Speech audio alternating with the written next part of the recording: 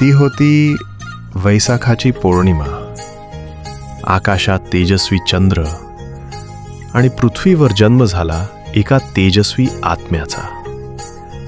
लुंबिनीच्या पवित्र भूमीत सिद्धार्थ अवतरले. सोन्याचा संसार होता, पण डोळ्यात एकच प्रश्न, खरं सुख काय आहे?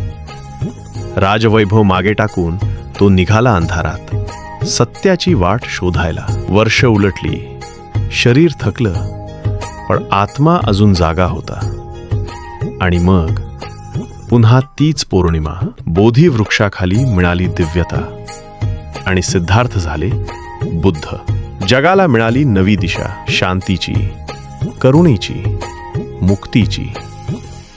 पण प्रत्येक प्रवासाचा शेवट असतो. पुन्हा एक वैशाख पौर्णिमा. कुशीनगरमध्ये घेतला शेवटचा श्वास आणि बुद्ध झाले अमर.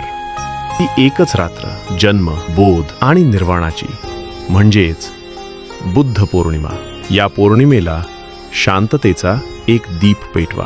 बुद्ध पौर्णिमेच्या मनपूर्वक शुभेच्छा.